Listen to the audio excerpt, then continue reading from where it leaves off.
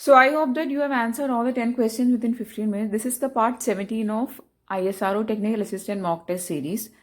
And in this series, I've tried to include more questions from English section and also from aptitude session. So let us see the first question. He was not only accused of the theft, dash of conspiracy. The options given are but even, B rather than, C rather, D but also. The option correct is option D, which is but also. So when not only is coming, you should include but also, not only but also. So he was not only accused of the theft, but also of conspiracy. Correct answer for first question is option D. Next question, you have to select the word which fits the analogy. Okay. So the first option is explicit, implicit. Then the second option is express. You have to select the word which fits in. The options are A, impress, C, suppress, B, compress, D, repress. The correct option is repress. Again, the option correct is option D, which is repress. Okay. So the question 2 correct answer is option D. The next question is this: if 2x minus 3y equal to 0, then x cube minus y cube by x cube plus y cube is dash. Okay, so this is a question from aptitude. Now how to solve this question? We can start from taking the value of either x or y from this relation. So it is 2x minus 3y equal to 0, and you'll be getting x is equal to 3 by 2y from this relation. And you have to substitute this in this expression which we need to find. Okay, so I'm going to substitute it in this expression. X cube minus y cube by x cube plus y cube it is. So you have to substitute it as 3 by 2 y cube minus 3 by 2, sorry, it is y cube itself, so it is y cube by 3 by 2 y cube plus y cube. And just take y cube is common and cancel from numerator and denominator and solve the remaining sum, and the answer you will be getting is 19 by 35. Okay, so the options given are A1, B 3 by 2, C 27 by 8 and D 19 by 35. So the correct option is option D is the correct answer. Next question. The standard deviation of 10 observations is 4. If each observation is divided by 2, the new standard deviation is dash. So here each standard deviation is getting divided by, each observation is divided by 2. And what will be the new standard deviation? The relation is like this: sigma nu. New standard deviation, we represent standard deviation using sigma, is equal to sigma by 2. Since each term is divided by 2, the standard deviation also will get divided by 2. Okay, so it is 4 by 2, which is 2 is the answer. The options are A2, C4 B4, C4.2, D8. Correct option here is A is the correct option. The next question is from card session. One card is drawn from a well-shuffled deck of 52 cards. If each outcome is equally likely, calculate the probability that the card will be heart. Okay, so the total number of cards is 52, right? And the number of heart cards is 13, right? Now, what is the probability that the drawn card from this total 52 card will be heart? So this is a very simple sum. Probability of heart is equal to 13 by 52. Okay, that is 1 by 4. How many hearts are there? There are 13 hearts and total there is 52. So the probability of getting a heart is 13 by 52. The options given are A 1 by 4, B 1 by 3, C 1 by 2 and D 3 by 4. The correct option here is option A. Next question. If square root of 13 is 3.6 and square root of 130 is 11.4. Then square root of 1.3 plus square root of 1300 plus square root of 0.013 is dash. Okay, so how to solve this question? Now you can write square root of 1.3 equal to square root of 130 by 10, right? That is, you can write square root of 1.3 as square root of 130 by 100, right? So 130 by 100 is 1.3. And if you take square root of 100, it is 10. So you can write it like this. Square root of 130 by 10. And what will be square root of 130 by 10? Square root of 130 is 11.4. So 11.4 by 10 is 1.14. Okay. So the value for the first term is 1.14. Next, we will calculate what is the value for the second term. We'll write it here, 1.14. Then second term is square root of 1300. Now 1300 can be written as 10 into square root of 13. Okay, if you take this 10 inside the square root, it will be 100. So it will be again 1300, right? So it is 10 into square root of 13, which is nothing but 36. Okay, we'll write it below the second expression, plus 36 plus. The third term is square root of 0.013. How can you write it? That is square root of 130 by 100 it is. Okay. Now if you are going to take this 100 inside the square root, it will be square root of, right, and you will be getting 0.013, which is the given expression. So we can take this outside and you can write it as square root of 130 by 100 it is. Okay, and the square root of 130 is 11.4. 11.4 by 100 is 0.114. 0.114.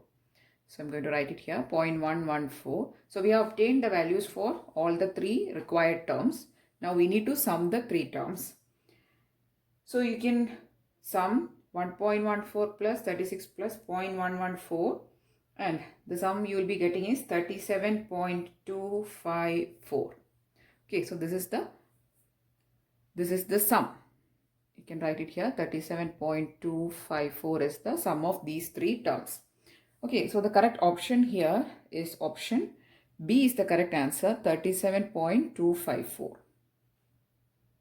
The next question you can see on board. It is from rectangular waveguide section. A air-filled rectangular waveguide has inner dimensions of 3 cm into 2 cm. That is, A by B is 3 cm by 2 cm.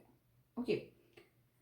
The wave impedance of TE20 mode of propagation in the waveguide at a frequency of 30 GHz is dash. Free space impedance eta 0 is 377 ohm. That is, we need to find the wave impedance inside the waveguide. The mode of propagation is TE20. So if the mode of propagation is TE20, then m equal to 2, n equal to 0. Right. We need to find eta, the wave impedance at TE20 mode inside the waveguide. Okay, so that is a question. Solve for the wave impedance inside the waveguide. The free space impedance or the eta 0 is given as 377 ohm. Actually, you should not need to read it from the question paper. It should be by heart to you. And eta 0 is equal to 377 ohm, or it is 120 pi. Okay. So I hope it is 120 pi itself. Yeah. Anyway, it is 377 ohms is the impedance eta 0. Now you need, this is in free space intrinsic impedance. This is the impedance within the waveguide. So that you need to find. How to find it? First we need to find the cutoff frequency of this particular mode. Okay. Cutoff frequency, we'll call it as FC. The equation is c by 2 square root of m by a square plus n by b square. In this you have to substitute c as 3 into 10 raised to 8 meter per second. Then m as 3 into 10 raised to minus 2. This is in centimeters. You have to convert it to meters. Sorry, m is not 3, it is 2. N is 0. So this term will get cancelled out since n is equal to 0. Now you have to substitute m as 2. Then what is a? A is 3 into 10 raised to minus 2. Okay. Because it is given in centimeters, you have to convert that to meters, because this speed of light is 3 into 10 raised to 8 meter per second. Now if you solve it, you will be getting the value for cutoff frequency as 10 gigahertz. 10 gigahertz is the cutoff frequency for this mode. Okay. Now next step is to find the wave impedance. Okay. So we are going to find the wave impedance. And the equation for finding the wave impedance is given by, so we have obtained Fc is equal to 10 gigahertz. We'll write it. The equation for finding the wave impedance is eta TE20 is equal to eta 0 by square root of 1 minus Fc by F square, where put Fc as 10 gigahertz. F is already given in the question that it is operating in, F is equal to 3 gigahertz. Sorry, it is 30 gigahertz. Okay, so this waveguide is operating in frequency F equal to 30 gigahertz. So substitute F as 30, Fc as 10 gigahertz and eta 0 as 377. Okay, 377 by square root of 1 minus Fc is 10 gigahertz by 30. Both are in gigahertz, so 1 by 3. 1 by 3 square it is. Okay, so you'll be getting 1 by 9 here, 1 minus 1 by 9. And if you solve it, the value obtaining is 421.56 ohms. Okay, so from the options, correct option is option D is the correct answer. HCF of two numbers is 6 and their LCM is 840. If one number is 120, the other number is dash. So here you have to follow the relation. The product of LCM into HCF is equal to the product of two numbers, 120 into x. So just substitute LCM as 840 here. So 840, HCF is 6 is equal to 120 into x. So that is a relation you should note for your future reference also. LCM into HCF equal to product of the two numbers x1, x2. If the two numbers are x1 and x2 whose LCM is given and HCF is given, then this is the relation you need to apply. A lot of questions come from this type, so please note this relation. Now you just have to simplify this and find the value for x, and the value for x obtaining is 42. Okay, the correct option is option A is 16, B is 24, C is 36, D is 42. Correct option is option D. Question is from digital electronics from multiplexers session. We have done a detailed video on multiplexers. So these type of questions you can find in that video. Please do watch that video if you find difficulty in solving these type of questions. Okay. So the question is, the figure below shows a multiplexer where S1 and S0 are the select lines. I0 to I3 are input data lines. En is the enable line. Then you need to find the function f. So there is a function f. You need to find what is the expression for this function. Okay, first, just like we do for all multiplexer questions, we are going to write the truth table for this multiplexer P, Q and F 0, 0, 0, 1, 1, 0 and 1, 1. Also there is an enable line. You don't have to do anything with that enable line. We assume that it is always active. Okay, so it is a active 0 line. Okay, 0, 0 the output function is R, or the output coming is from I0, it is R. 0, 1 is 0. 1, 0 is again R, and 1, 1 there is 1. Now we are going to write the expression for this. You can either use K-map simplification, or you can directly write the expression and simplify. Okay, we'll try writing the expression and simplify. P bar Q bar R plus the next term will get cancelled because that is 0. Then next one is P bar, sorry, it is PQ bar R plus PQ into 1, that is PQ.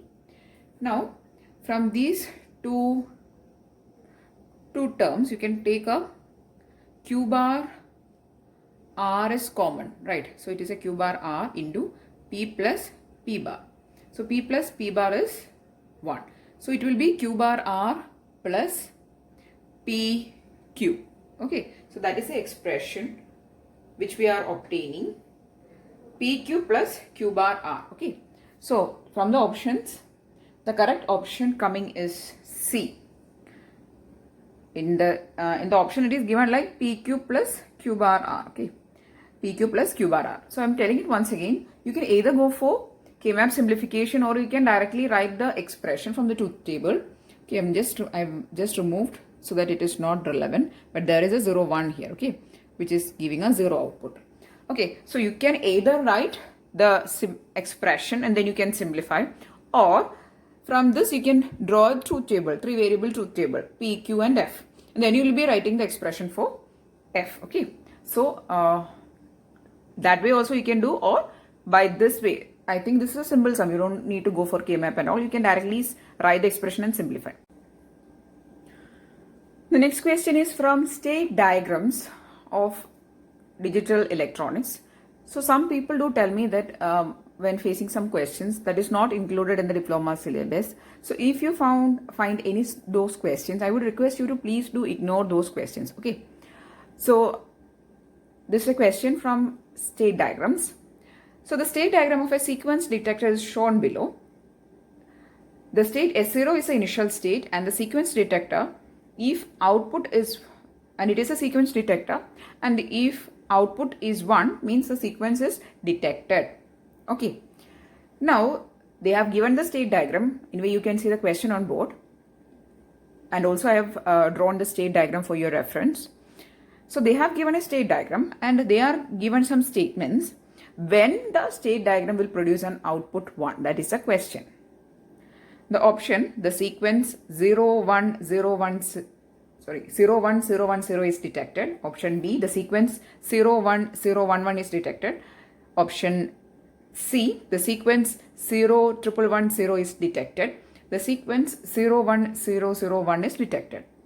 Now this question may appear a little bit difficult for you, but it is very easy if you know the basics of state diagrams. Okay, so this is a Mealy type of state diagram. Now the basic difference between Mealy type, mode type, I have explained in a separate video, a detailed video. Please do watch that video. It is in the digital electronic playlist. FSM basics I have explained. Okay, and also there is a separate playlist called sequence detectors. There also you can find the video. Okay, so here, in order to find what is the sequence this state diagram or this sequence detector is trying to detect, you just have to follow this path. Okay, so the initial state they have given in the question that it is S0. So it will start from here and it will start in this way. 0, there 1 is coming, output is 0, 0 is coming, output is 0. Again it is going to S3 state. From that S3 state it is jumping to S4 state. And you can see there is a 1 0, and from S4 state you can see an input of 0 is coming and the output is 1. So only during this transition, that is when it is reaching this transition, it is producing an output 1. So here you can see the branches, they have written either 0 bar 1 or 1 bar 0 like this. It is nothing but input bar output. So as 0 bar 0 means input is 0, output is 0. Here 1 bar 0 means input is 1, output is 1. And here 0 bar 0 means input is 0, output is 0. only the output is 1 when this transition or this change is taking place. Okay, so how to detect or how to find what is the sequence it is trying to detect will start from this path. So we'll write in the reverse order to the initial state. From this transition, we'll go back to the initial state and then we'll get what is the sequence. Okay, I'm going to write. Okay, from this transition, what is the input here? It is 0. Okay, I'll use a different color. So here, the input is 0, right? So the input is 0 and the output is 1. That means the sequence has been detected. Now, we are going back to this S4 state. We have reached the S4 state from the S3 state. So we'll go in this way to the S3. What is the input for this transition or this path? It is 1. We'll write it here. So we have reached the S3 state. Now we have reached the S3 state from which state? From S2 state. So we'll go back to S2 state. So for this transition, that is from S2 to S3, what was the input? It was 0. Okay, again, we have reached S2 state from S1 state. And the input there was 1. Input bar output, 1, 0. So the input is 1. Next, we have reached S1 state from S0 and there our input was nothing but 0. So then we have reached our initial state from where we have actually started.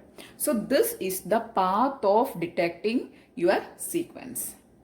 Or this was a reverse path, or in the correct form it is, this is the path of detecting your sequence.